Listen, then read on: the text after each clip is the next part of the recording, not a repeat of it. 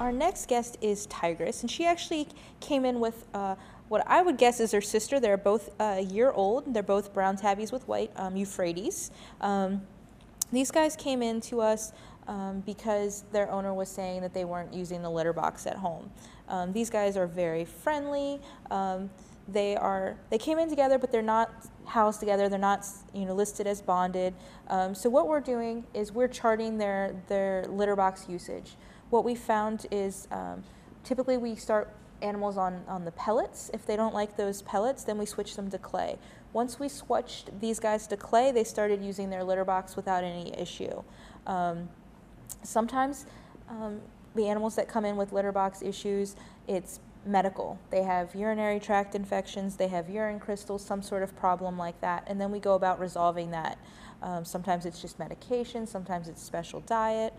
With these guys, we haven't found any of those medical issues, but sometimes in a home it can be behavioral.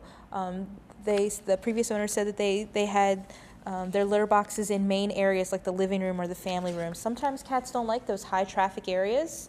They have no privacy there. So sometimes you just have to move the litter box to a different location. Sometimes there's something in those rooms that they're afraid of and they don't want to go near that thing that they're fearful of. Sometimes they don't like the type of litter that you're using. You just have to swap out the litter. Covered litter boxes, sometimes animals also have issues with those. You just take the cover off, make it an open litter box, and it can resolve those issues.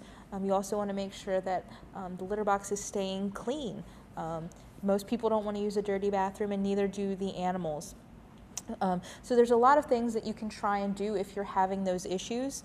But as I mentioned here, none of these guys have been having an issue since they've been in our care. So it might have been one of those factors that we changed, and now they're not having an issue.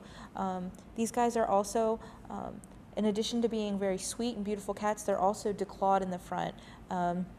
Which some people find that really appealing because they are concerned about their furniture.